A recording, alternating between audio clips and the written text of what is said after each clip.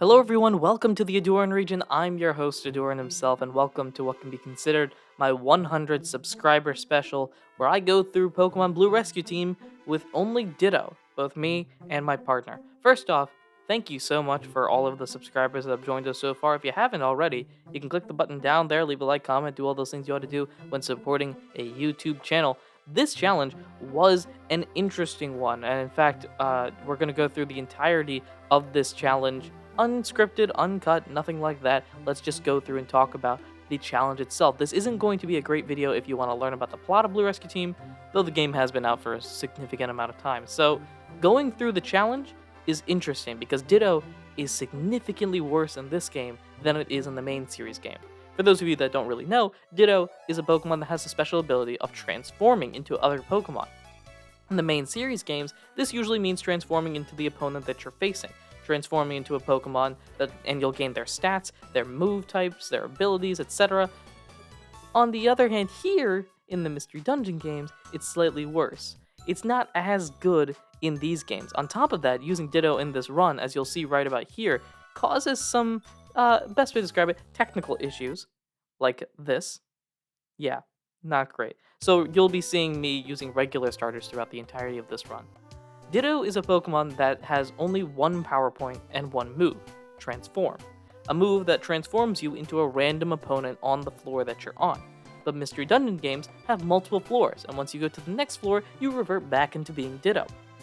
Now you've used up your one Transform, the name of our team, and unless you have power point restoring moves or abilities, you're not getting him back. On top of that, unlike in the main series games, you don't get the opponent's typing, you don't get the opponent's moves, you don't get their opponent's stats. You're stuck with your own stats. All of them. So my initial strategy was, okay, this is probably just going to be an A-attack run, and then I realized how bad the A-attack actually is. Normally, when you're using a starter Pokemon, you've at least got the ability to A-attack a couple of times and get some small amounts of experience, because using items and the A-attack as opposed to an actual move grants you less experience points.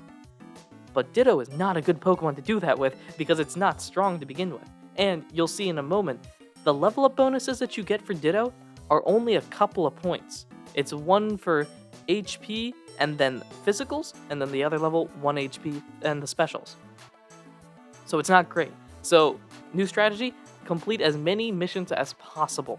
The main goal is to get specific items. We're looking for Poke, obviously, because that's extremely helpful, and we're looking for Gravel Rocks, items that you can throw at opponents that will deal a set 20 points of damage as long as you can see them in your vicinity.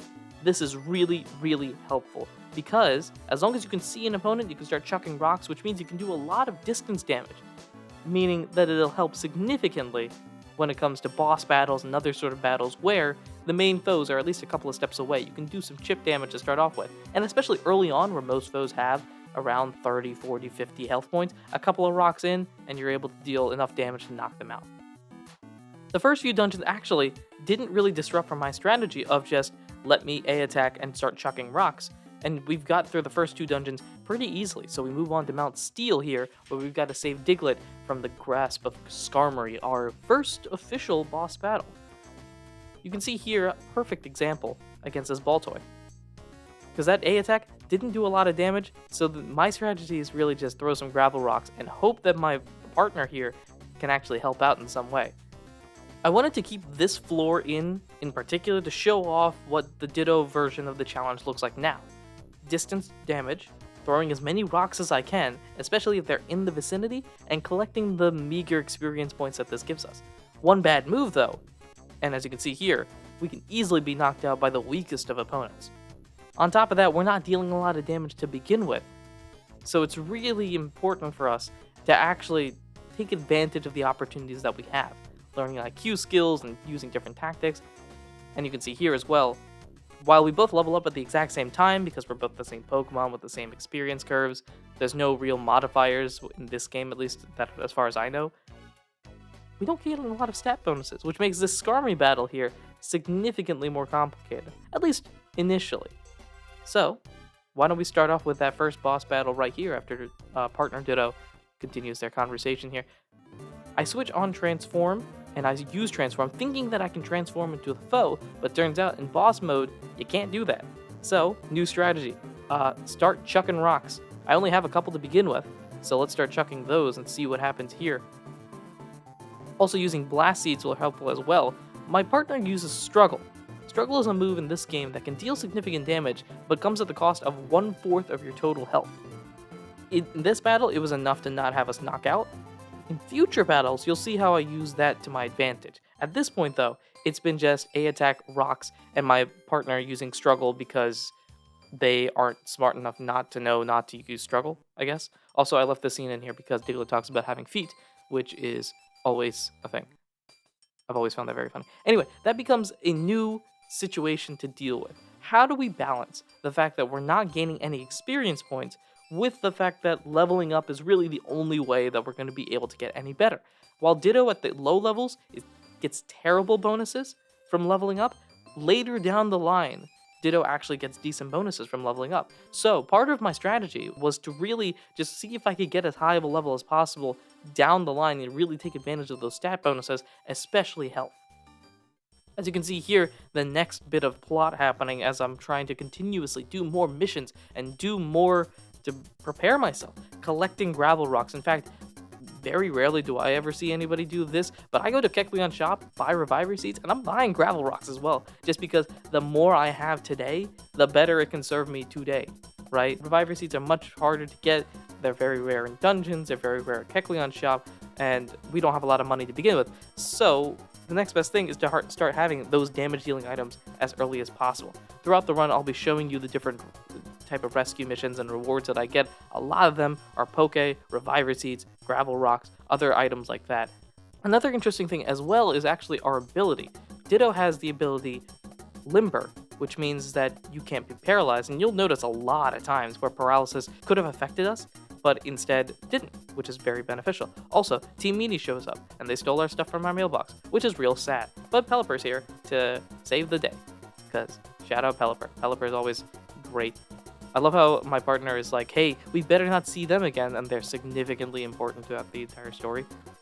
More missions here with Reviver Seeds and Gravel Rocks and other items like that, as we continue trying to collect what we can.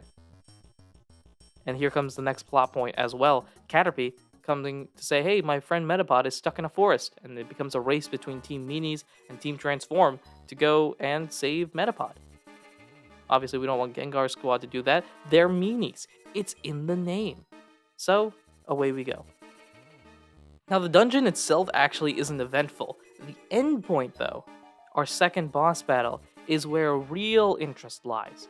You'll notice here, again, attempting to transform, thinking maybe Skarmory was just a one-off thing, maybe it's because there's only one foe there, but turns out that's not quite the case. And now we're in a predicament where it's a 3-on-2, and we do not have the numbers advantage. I actually run backwards as my partner here tries to use Ditto's struggle abilities, kind of having my partner absorb all the hits while I try to do some chip damage, but you can see the A attack is not doing much of anything. And the fact that we're dealing with multiple foes that are boss level foes, which typically means that they have extra health and extra bonuses, means we eventually lose. And this actually becomes an interesting point in time, because we do not have the strength at all to be able to deal with Team Meanies. So this becomes what you're about to see. The closest thing I can think of is a montage of training here. The first idea I had was to use the actual training facilities that they provide, going through different mazes and trying to battle against all of these foes. You're about to see, though, this isn't successful. For one thing, now I did choose one of the tougher ones to deal with because Poliwag has the ability to do distance damage here, but one bubble knocks out my partner. That's not ideal. So the new strategy is here. We go to Tiny Woods, the world's easiest dungeon, and rather than going and leaving at the end of missions, just kind of sit back and let time pass forward by pressing A and B together. This brings foes towards us. It's literally skipping your turn. And then I just have my partner A attack our way to victory. It's a good strategy. It's version 1.0 of this strategy. But the strategy itself isn't gaining a lot of experience points. And of course, there is the time limit in each dungeon that prevents you from just sitting there and stalling to infinity, right? It's a solid strategy, but the A attack strategy means that we're only getting a couple of points every turn, which isn't ideal. You'll notice we'll soon change that in a moment as we try to get our last bits of experience before running out and collecting more of these different items that we can benefit from. But throughout this process, it's just us completing as many missions as we can, getting as many items as we can, and trying to progress forward. It's continuous mission after mission after mission. And in fact, here's where the strategy changes, because I notice struggle is considered a move. That means we can use that to gain move experience points. And it's sizable enough that as long as we aren't mobbed by multiple foes at once, a la Mystery Dungeon monster houses, for example, we can actually be secure that the recoil damage isn't going to deal enough damage to actually damage us in the long term. As you've noticed, as you walk around dungeons and as time passes, you actually heal up. I think it's 1 health point every 4 or 5 steps. So, if you just sit in a corner next to the stairs and just skip your turns throughout the time, foes will come to you, meaning that we can get significantly stronger. In fact, after a couple of days of doing missions and getting more items and actually having a better strategy, we have a plan here. Step 1, chuck rocks. In fact, I've given my partner a bunch of rocks to chuck as well. Step 2, a sleep seed on Gengar, making sure that Gengar is out of the question. Now, it becomes a 2-on-2 matchup instead of a 2-on-3 matchup. From here, blast seeds deal a set 30 points of damage in boss battles. My partner here is throwing gravel rocks, which will deal 20 points of damage. And really, it's just us two trying to make sure we get rid of the bigger threat, while my partner attempts to throw rocks at everybody except the people that we kind of want them to. Throughout this entire dungeon, I'm trying to see and manipulate struggle to my advantage. You see there, I actually use struggle knowing that it would knock me out, but it gets one foe out of the way. I've got the reviver seeds to bounce back, basically. And then I can just use transform again if needed to get rid of it and go back to the struggle strategy. It was extremely successful. The slight bonuses and experience and level, plus the new strategy idea and the ability to get better, really helps us out here, which is why we were able to beat that second boss battle. From there, we got to show Gengar's team a thing or two, as mentioned there, and we continue along on our quest to be the best here. The next plot point comes in with Jumpluff and the fact that Shiftry hasn't come back from the mission. So, if Shiftry hasn't come back from saving Jumpluff, we've got to go save Shiftry, who was trying to save Jumpluff, who was there, right? Did I get the math right? You get the gist. So, away we go. In fact, for most dungeons that aren't boss battle related, I feel pretty confident I can just go in and clean house without question. It's the boss battle matches, as probably expected, that are slightly more complicated to deal with. I show this scene because this is always really funny how we're trying to get out of it because there's a monster in the silent chasm. Ooh, scary. We go through the dungeon without much of an issue, and in fact, Shiftry looks fine until Shiftry isn't, because there's a legendary Pokemon that stole Shiftry. Would this be kidnapping? Can you kidnap a Pokemon? Let me rephrase that. Can a god kidnap a Pokemon and be tried? Never mind. Forget it. Big team here. Not that you could consider any team equivalent to a champion in the main series games, but Team ACT, or Team ACT, I'm not really sure how you pronounce it. I've always called them ACT for some reason. That team is probably considered the best in the area that we live in, which is very nice as well. Anyway, they say we're going to go count and beat Zapdos. We're like, no, we're going to do it. And so we go and we beat them there and we go fight Zapdos. Here he is. It's the big guy. Here's one problem. Our partner Ditto does something that ruins our strategy from the start, which is runs forward at Zapdos. This isn't ideal because Zapdos is just immediately going to target the next door neighbor here. And now it becomes a game.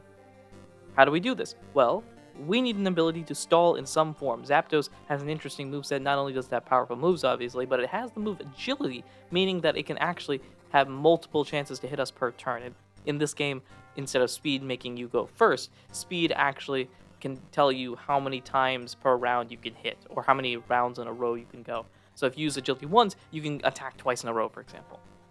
This kind of ruins our strategy from the start. On top of that, our items aren't exactly ideal, and A attacks aren't doing much. We don't really have the ability to struggle because we don't really have Reviver Seeds, and this entire competition, in general, doesn't go well. In fact, it doesn't go well so badly, I decided to actually bail on the dungeon and go back and train some more. You can do that, by the way. I don't know if you knew this. If you go to the midpoint of a dungeon and head backwards, you can actually just leave the dungeon. It does mean you lose, but rather that than losing over and over again to a foe without any real consequence. And you could potentially save some items as opposed to whatever you lose on that second stretch.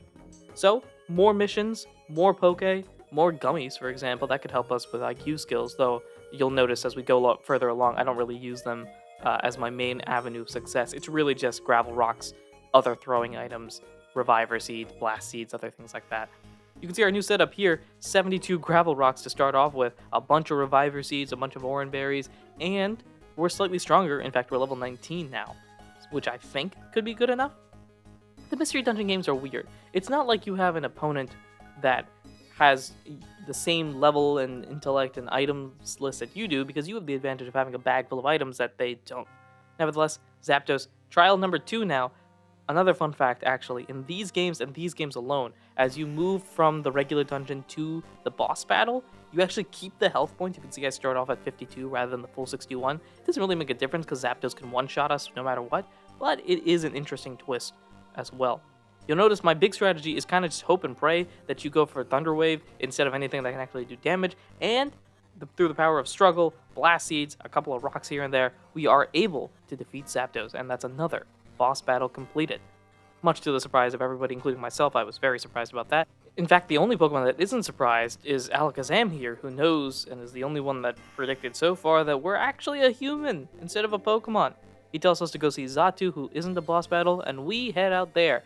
Nothing suspicious about this conversation that's happening right now. This isn't foreshadowing at all. Away we go to the Hill of the Ancients in the Grand Canyon. Ditto and I have a nice heart-to-heart here, and we continue on our quest. Next dungeon we go. Again, this not being a real boss battle means we don't have to worry about this dungeon too much. I mean, the foes are definitely getting stronger. We're now at the point where we need 3 gravel rocks as opposed to 2. But you'll notice a new strategy that I have here. This is the one that I kind of stick with going forward. Immediately use Transform. Now, we don't get any stats, bonuses, or anything like that, so it's really just kind of a waste to use the move. But that's kind of it. We're trying to waste the move. By wasting the move, now both of us have the ability to struggle, and as long as we don't have 10 foes on us at once, we're able to deal... Most of the time, we're able to deal with things successfully. In fact, we're able to get through the dungeon very quickly after that. This is another scene where Ditto being Ditto in this game doesn't really help. I go for the quick method here of attacking. The problem is, it causes this to happen. Again.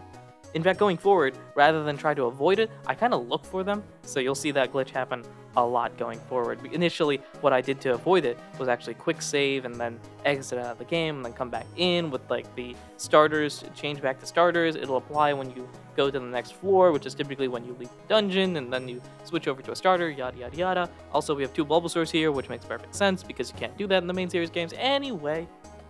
Xatu tells us, hey, guess what? Calamities exist. The human fact that you are there exists. I'm not saying that those two are connected. I'm not saying that if anyone overheard us right now, that they would connect those dots or pretend to connect those dots. I'm just saying.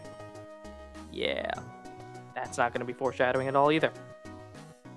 Even our partner Ditto here is confused, confuddled, not able to pronounce words properly, and we don't know what's going on. We're just doing things one thing at a time. Anyway, no foreshadowing here as he continues to just casually go through, buy some items. I wonder what's happening. Oh look, it's plot. Everyone's favorite thing, especially when you're potentially someone that caused the world's destruction. Well, I'm not saying that the Ninetales legend is about us. All I'm saying is that a human pulled a Ninetales tail. There was a Gardevoir involved in the picture. You pulled the tail. Ninetales is cursing you and is like, hey, you'll turn into a Pokemon and the world will go boom. I'm not saying all of these things are connected. I'm just saying that everything seems to look like it's you, and specifically you. And the fact that this here is Gardevoir, who is telling us that we're their somebody, not exactly ideal. Again, we're starting to have a minor crisis. In fact, we're talking so much about the plot right now. And there's a commotion in Pokemon Square. I wonder what this could be. Well, nobody's here. Let's go in the center of town square. Oh wow, the Ninetales legend is real. Oh wow, Gengar is talking about it. Oh, this can't be good. This can't be good. Why am I talking about plot all of a sudden right now? I got no clue, but this isn't great. Xatu's like, the world go boom. The human's the one to blame. Let's go hit the human. Wait, that's the human. Let's go hit the human. We don't really have much of a response because we're not sure ourselves, and so everybody starts attacking us, and we run. So that's not great. On top of all of that, Team ACT has now shown up right about here and decides, hey, We have a town meeting. We've decided we have to get rid of you. Let's fight. Later, go run away and go find the truth while we stall for 12 hours at best. Good luck!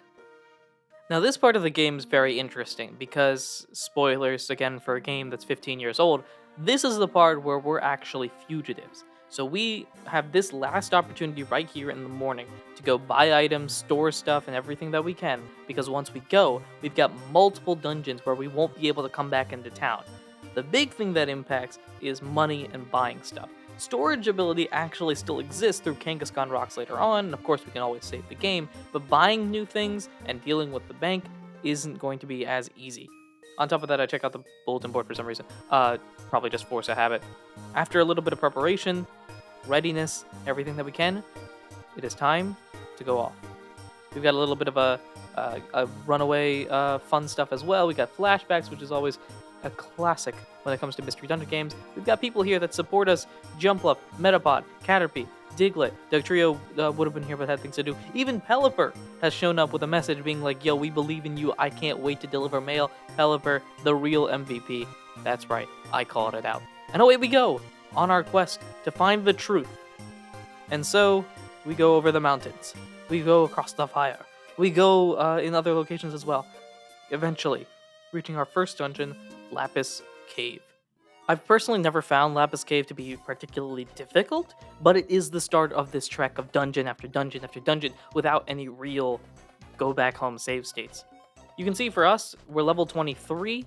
Both of us are pretty solid starting off. There's not really much of anything that we do. It's the same strategies, just struggle our way to victory. I also have the power band because I think it does more damage for a physical attack. I think struggle is considered a physical attack that is also considered a normal attack as well, as you may have seen when fighting Gengar. Next dungeon though, Mount Blaze. This one has a boss battle at the end of it, unlike Lapis Cave, and so we have to get prepared for that. Some of the enemies that are chasing after us, our former allies, are actually abandoning the search as we go into the next dungeon. A fun little message they say there, I don't know if you caught it, is that no one's ever come this far before. That suggests that they've ran people off of town before, which is very interesting.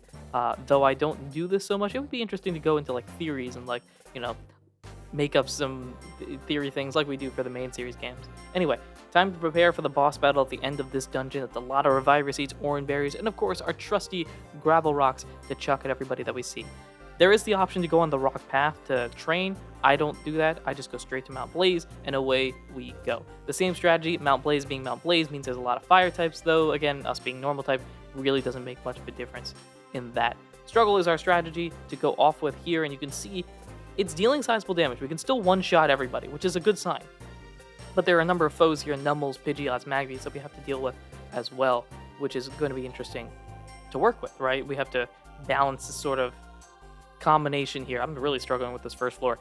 We have to balance this action here, especially and take advantage of the moments while we can, because sooner or later struggle won't one-shot, which is something that we have to worry about. Anyway, we get through Mount Blaze without too much trouble and get to the top section where the boss battle is here. That's right.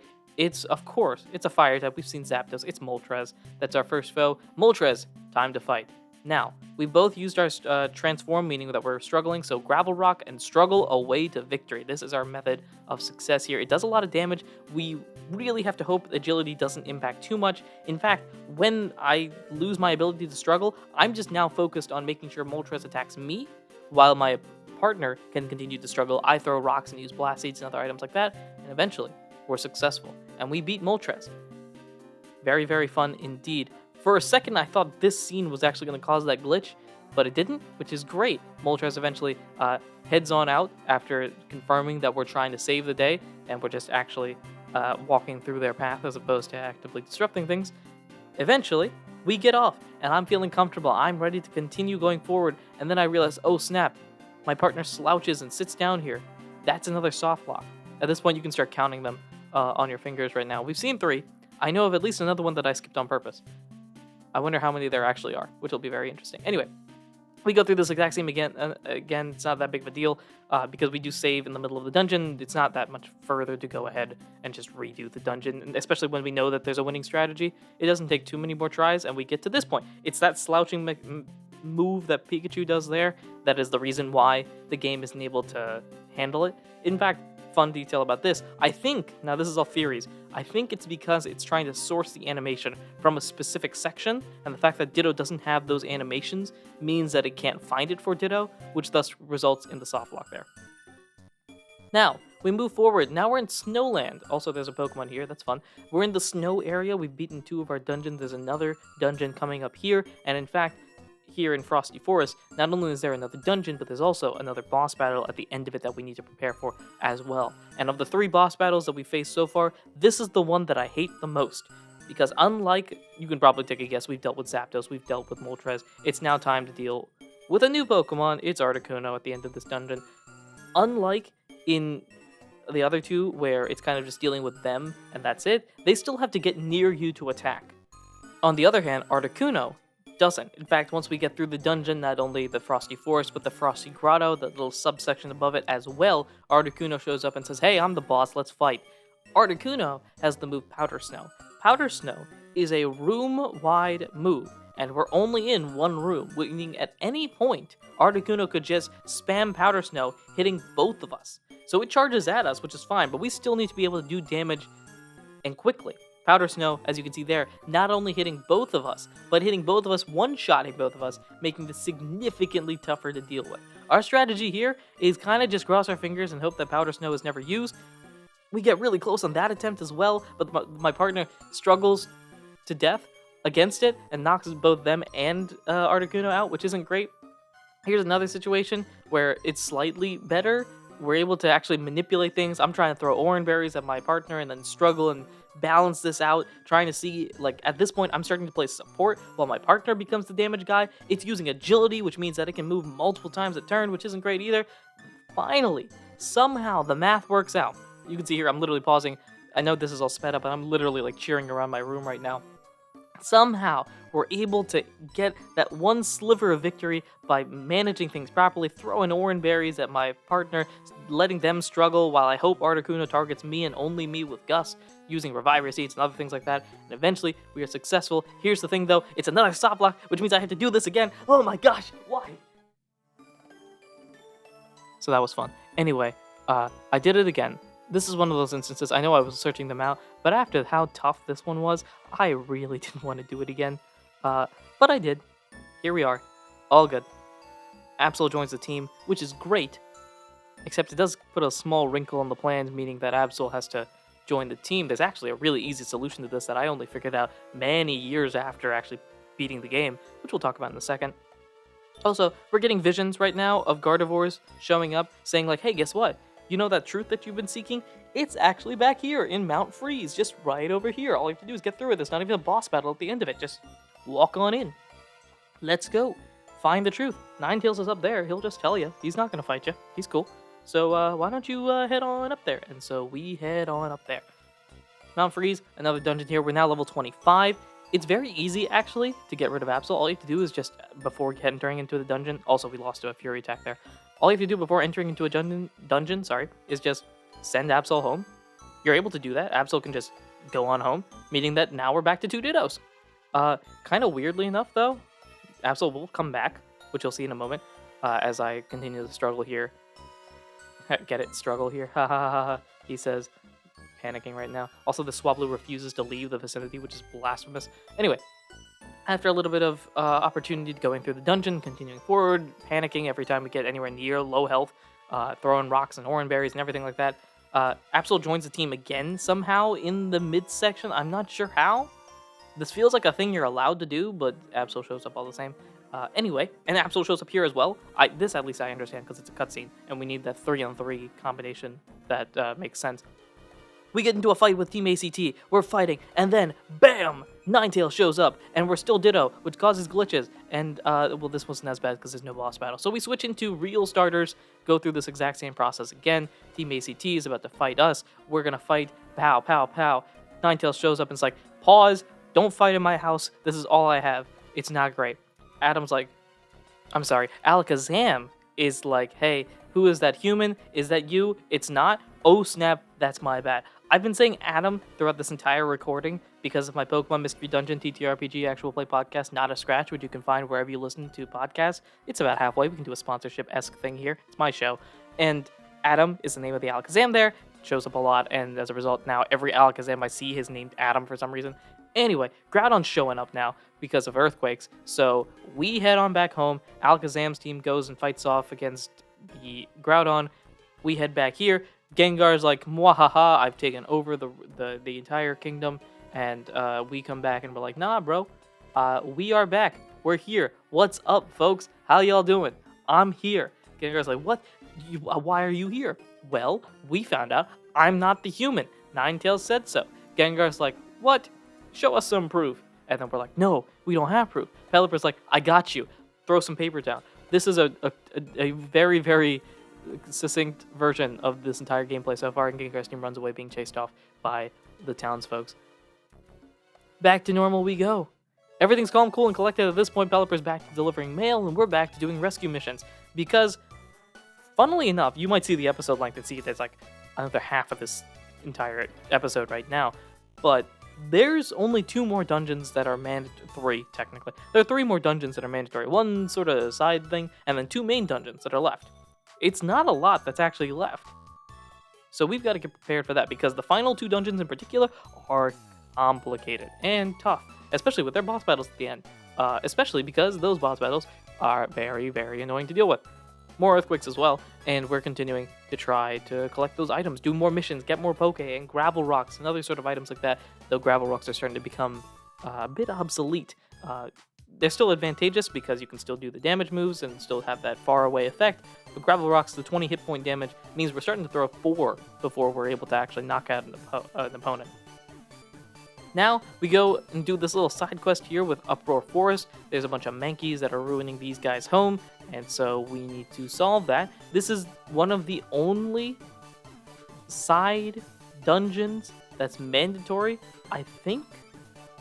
At least I didn't need to do the Smeargle one, which is the other one that I think I've seen that you can do before beating the game. I'm pretty sure I did the Smeargle one before beating the game. Nevertheless, we go into Uproar Forest. This is actually an easier dungeon to deal with compared to the ones that we've been dealing with in the past, like the Frosty Forest and Mount Blaze and Mount Freeze and other places like that.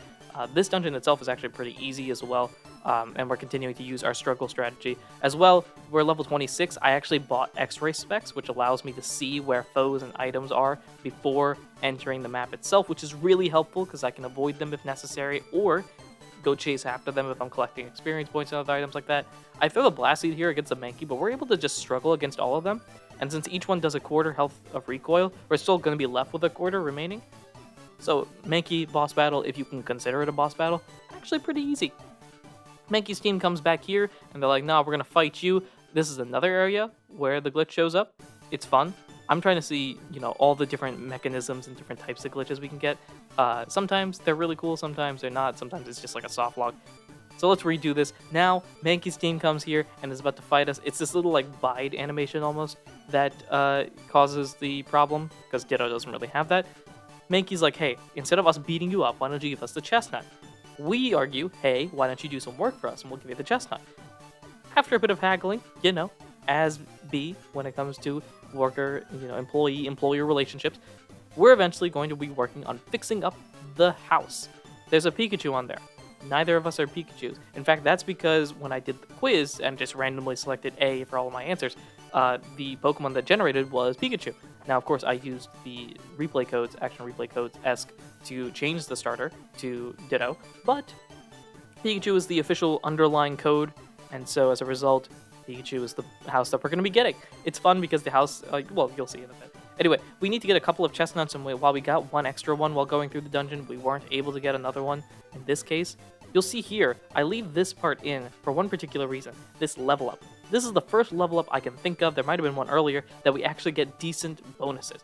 3 health, attack, defense, special attack, and special defense are all going up. I think part of the reason for this is because you can only recruit Ditto at a certain level, and the previous levels are all when they're bad, and so it causes that sort of situation. Anyway, now that we're getting good bonuses, and we've got a wonderful house. I love this part. Ditto's like, hey, its resemblance to you is a nice touch, and we're a Ditto right now. Mankey's team's like, oh, so you're not going to give us chestnuts anymore? So they decide, hey, let's make them give us more chestnuts by breaking the house. Now, this causes an issue. In fact, I've sped this up 1,000 times speed, and you can see it's slowly attempting to fight through the glitch, but it's unsuccessful. At a certain point, it reaches this stage here, and we have to head back to our normal mechanism here, going back to our starter. And its resemblance to us is a nice touch, yada yada yada. Mankey decides to break the house. We stop it. They say, "Hey, well, you can go back home. We'll go continue our job here and look at our wonderful house and everything that's in it." Yes, its resemblance to us is a nice touch. I agree with my partner here. Away we go, though, as we continue with our quest now. It's been a couple of days. Groudon's defeated, right? We've done more missions. We're getting more bonuses. A lot of the missions I do are still early game missions because they're quicker, and they still give us decent rewards, especially the gravel rocks and the poke. Again, more days along the path, more earthquakes occurring as well. And eventually, Lombre comes in and is like, "Hey, we're gathering everybody in the town square. Big meeting." There's a bunch of rescue teams here, a whole bunch of the strongest folks in the region, Shiftry leading this, and basically like, "Hey, Alakazam team, still not back. Should we be concerned?" Everyone's like, "Yes," and I'm scared. Everybody's trying to, figure out who's the best of the best. We tried to nominate ourselves. Lombre's like, "Nah, you guys aren't that strong." Eventually, we get our squad here. Blastoise against Groudon, even though Groudon has Drought. Octillery against Groudon, even though Groudon has Drought. Golem against Groudon. That's a terrible matchup, but Golem, sure, why not? And away they go. A team made to fight Groudon if Groudon didn't have abilities. Yeah, you'll see how successful they are in a bit. More missions, more progress, more stuff. We're getting a lot of gummies, which I only just now noticed. More earthquakes as well, to the point where now Ditto's barging into my house. And it turns out, after a couple of days, I think, hey, they lost. Surprise, surprise. They didn't even make it to Groudon. Gengar's like, "Ha, you guys are struggling? Why don't you just not?" And the worst part is, everyone's starting to believe it. Sometimes it's wise to just give up until Ditto shows up. And it's like, "Hey, what if we don't give up? What if we just do our jobs like we're supposed to?" Eventually, everyone agrees with us, and it becomes now, instead of just one team going to try to save Alakazam and the rest of the squad, it's everybody going to save Team ACT. Away we go. A quest to do our job as a rescue team. Let's go show them what rescue teams are all about. So, that's our next thing. The next thing, the second to last dungeon, by the way, is going underground, beating Groudon, and trying to save Team ACT. Along the way, we're starting to get more of an understanding of what exactly our role is. It's to save the world. Our role is almost coming to an end. Again, this being the second to last dungeon before the end of the game, we've got to make sure that we prepare properly. Also, Groudon is kind of an annoying Pokemon to deal with because Groudon is strong, and we have to beat that. So, a little bit of preparation, and away we go to Magma Cavern. It's going to be scorching hot. There's going to be a lot of foes here, and you'll start to see, as we transform here, some of the Pokemon that are in this dungeon, like Sandshrew. Sure, that's not a big deal. Nidoqueen, that might be a big deal. We've also got new throwing items that are actually significantly better. Silver Spikes and Iron Thorns deal a lot more damage, though they are straight line as opposed to Gravel Rocks, which can kind of just go diagonally or any sort of way. It's a little bit tougher. You can see here, bonuses are still increasing as well. We got a +4 HP on that one. Eventually, we go through here, Onix. You're going to love this. Onix is a terrible foe to go against. We can't even transform in this floor, actually, funnily enough. I'm not exactly sure why. My guess is because this is a boss thing, and this is technically the only floor available. They just cut it off entirely. Onix is also a pain as well because it's got a lot of health points, and it's a lot to deal with. There's also Steelix, which is just Onix, but worse, because it's stronger and Steel type, which is also bad. But a couple of Iron Thorns there that don't even deal a lot of damage. Kind of struggles that don't knock it out. Listen, we're at that point in the game now where struggle, even both of us using struggle at the same time, isn't enough to defeat our opponent. But we get through the first floor. The second floor here is actually just a plot floor. In future iterations of this dungeon, when you go in afterwards, after beating the game, this is kind of just a way to heal, I guess, because it's just an empty floor. In this case, though, it's just to be like, hey, Charizard and Tyranitar are knocked out. Alakazam is here. Alakazam gets knocked out. We're at low health. I'm just kind of here to see what it is. I know I'm not going to win. Groudon's there. Groudon's in the back. Slight advantage. Also a slight disadvantage, the fact that we're healing, because we didn't heal in advance. Again, I'm just trying. Throwing Iron Thorns, struggling, do what we can best. Again, similar sort of strategy. We struggle until one of us gets knocked out, at which point I try to be more support. My partner tries to be more of the attacker, using Transform and, at this point, basic attacks for some reason, and letting them struggle as much as they can so that I can assist while they do the big damage. Despite all the efforts here, despite all the Gravel Rocks, the Iron Thorns aren't really helping too much. It doesn't succeed.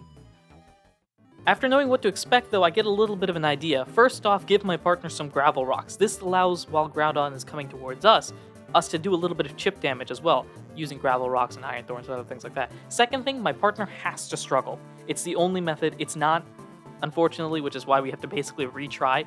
I need my partner to do the big damage while we do all the chip stuff. So, that's the strategy here. Groudon approaches us. It doesn't have any room-wide moves, so we can take advantage of the time it takes for Groudon to come at us. Then the second thing, I am the target of attack. Please attack me. I'm going to constantly heal up, because Oran Berries, using them is better than using the Reviver Seeds. Reviver Seeds are the last resort. Oran Berries aren't. Let Groudon sleep, burn our transforms, go and struggle some more. Both of us are just trying to struggle throughout this entire battle and make sure that Groudon doesn't use its powerful moves, and make sure that we're healing ourselves in the process. Again, using Oran Berries means we still can use Struggle. Reviving means that we have to use Transform and waste a turn. After a lot of time, we're eventually successful, finally beating Groudon. I have the cutscene still going, but and this is one of those instances where I'm just spinning around my room being like, yes, we finally did this major plot battle, and eventually leave, beating Groudon, heading back to Times Square. Times Square? Pokemon Square. Yeah, it's a square, you get the gist. Now, after all of this, Xatu ends up calling us, being like, hey guys, you know that big danger, mystery dungeons and all of that? It's actually because of this giant meteor that's coming from the sky and going to destroy the entire world. It's because of that, and so somebody's got to beat that. None of us are strong enough. We need to go talk to Rayquaza. Rayquaza is the one that can use its powerful move to beat that meteor, blow it up, and make things not be problematic. To do that, though, we need to head to Sky Tower. So we get our final dream sequence as well. It's kind of a nightmare to be exact, or specifically Gengar's Dream Eater. Fun fact, here's a spoiler for both this game and post-game. Gengar used to be a human, and I'll leave it at that. Anyway, Gardevoir comes back in and is like, hey, guess what? This is that mission. I called you. You were a human in the past. We were looking for you. You seemed like you were a good person. And then we asked you, hey, come over to our world and save the day. And so after a bit of persuasion, we were able to do that. We went through this entire journey to finally complete this role. Our goal is to destroy that meteor. And once we are done, you can go home. Much to the detriment of any potential relationships that you made. And maybe like friendships and other things like that. Regardless, it's time. Let's go. Away we go to the Hill of the Ancients. Looks like a teleport gem was created by Xatu, Alakazam, and some random ghost-type Pokemon. Who knows who that could be? Maybe somebody turned over a new leaf. Maybe not. Who knows? Time for us to go. Use the teleport gem and head to the Sky Tower. It's great. Here's what happens. Also, there's a cutscene because you know how this game goes. Cutscenes. Here's another thing. Ready? Fun. 3, 2, 1. Shiny Ditto. Appear now. I actually don't know when it's going to shoot. There we go. There's a Shiny Ditto. Those are totally what Shiny Ditto look like. Because it's a glitch. Now, I thought, because here's the thing. Here's the weird thing. I actually thought I had, ruined the game right here. Because I can't leave to go to a dungeon. And so I was panicking at this point. I was wondering, okay, what strategy can I do? How can I save this? How do I turn into a starter Pokemon so I can actually go up Sky Tower? Thank you for the mazes, because I can turn into a starter Pokemon here. It doesn't matter. They can knock me out. I'm not actually doing any damage here. They knock us out, and then when we head back, we're now the starter Pokemon. Thankfully. Otherwise, this was over, because I had already saved it in advance and wasn't able to do anything anyway. But luckily, we're starter Pokemons. We can jump up to Sky Tower, revert back into being Ditto, and go through Sky Tower from there. This is the final dungeon. This is the big dungeon. And to Sky Tower we go. Using a couple of our transforms, Shuppets here. There's a bunch of other more powerful, annoying Pokemon, including Shedinja. Shedinja, by the way, Struggle, being a normal type move, can't hit a ghost type, because it's a normal type move in this generation. There's Masquerain, and there's a whole bunch of other folks that, frankly, are a pain to deal with. We also deal with monster houses here. This I showed here because monster houses are the one thing that can disrupt our strategy. Our struggle strat doesn't work when there's a lot of foes that can beat us up. I was actually going through this thinking, okay, maybe I could just run to the stairs really quickly and hopefully not use too many Reviver Seeds. You'll see the strategy not work very well at a certain point here as we continue forward. I'm just trying to avoid everything. My partner is being literally, there's 6 foes, I think, on my partner right now. And so eventually we run out of those. We go to the 4th floor here is another example of a situation where we are just not taking full advantage of the opportunity here. Masquerain and Fortress and a number of other foes. Me not being able to Gravel Rock. This is where I see the monster house here through the power of my X-ray specs, and out of spite, I just go towards it, much to my mistake, especially with ghost types and everything. But eventually, we are successful in reaching near the top of the dungeon there. This is a fun instance as well, where you see those clump of items right there. That screams either Monster House or Kecleon Shop. And since we're in the Sky Tower, I don't think Kecleon Shops can actually generate here. So that's almost a Monster House. And the stairs are there as well. That's definitely a Monster House. So you see the little like mechanism I do here. I have my partner wait. I warp everybody out. And luckily, nobody warped back into this specific floor, so I could just go into the next floor from there. Here we are. 9th floor. Top of the tower. Rayquaza is here. Rayquaza's like, hey, y'all ground people are up here in the sky. Get out. And so we fight. This is the final boss battle here. I am not prepared at all. Like, look at that. I have no items. I have nothing. I barely have Reviver Seeds. I try to sleep. It immediately wakes up. Twisters. Now we're basically out of things. And, you know, this doesn't go well. I show this off. I'm trying to think of a strategy here. This is not going to go well. Bang. To the point where I actually reset to the save state because I had a lot more Reviver Seeds. I used them up during this like summit area, and I thought, you know what, let me just retry the top half of this as opposed to trying to fight Rayquaza with items and the inability to do much of anything. Right now we're level 29 with my partner having the power band, me having the X-ray specs to see everything around us. This was the strategy that I had and the idea that I had that would be best. Using as many items as I can, trying to zoom through this entire dungeon, and get through things as quickly as possible. We get back to Rayquaza now, a lot more items, a lot more moves. The Gravel Rock doesn't really work there. New strategy, we make Rayquaza sleep because Rayquaza can hit us with a lot of damage as well, and if it's sleeping, it can't hit us. That's the strategy I have. A combination of struggles here. We need to properly heal the right people, so I heal up my partner because that's slightly more impactful. I want Rayquaza to attack me because I can play support better than my partner can. At this point, I'm actually doing the math right now. I'm like trying to think, how much damage does it actually do? Just making sure that I could work with Rayquaza and see if I can deal as much damage as I can. Ancient Power does a lot of damage there. We're running low on Reviver Seeds. I struggle with a crit. Partner struggles and gets knocked out. More damage there. If it uses A attack, that's great because that's a waste of a turn effectively since it can always one-shot us. Twister knocks me out. We're basically out of Reviver Seeds at this point. All we need to do, this is me literally doing the math. I think we have enough to actually win this battle here. So after a few moments here, just doing the calculations, I'm looking up all sorts of review guides and walkthroughs because this is the moment right now where it might actually work. The game literally heads into this like pause screen almost. I'm going through all my guides. I think we have it. I'm trying to do calculations by looking at this, but it doesn't go all the way back to the very beginning of the battle. So I'm just doing the math here, thinking that this is it, because if it doesn't, we have to restart all over again. And this took a lot of attempts. I Gravel Rock, partner struggles, and that's a victory. We beat the game right here. That's it. We've won. Oh my gosh. You do not believe how excited I was. I was cheering like I had won the Super Bowl. It was amazing. This is why the screen's literally not progressing, because I'm busy running around my house at this point. We also get to level 30, which is nice. There's that Gravel Rock in the background that's commentating, I guess. But we were successful. This is great. We get the bonuses as well, not that that really matters right now. Rayquaza has fallen, is about to get back up, and then realizes, wait a minute, there's a meteor in the sky that we should probably deal with. Rayquaza's like, that's why you're here. That makes sense. That would destroy the ground peoples and us peoples. Rayquaza's like, hey, I'm gonna Hyper Beam. If I use it, we're gonna blow you up as well. We're like, all right, bet, try it. And then we blow this up. Here's the thing. This is soft lock area. Which means I had to redo the Rayquaza battle. Again. Yeah, that wasn't great. Luckily, we're able to. Once you're able to beat it once, you can kind of beat it again. As long as you operate the same strategy and cross your fingers that luck was there. It wasn't that many attempts.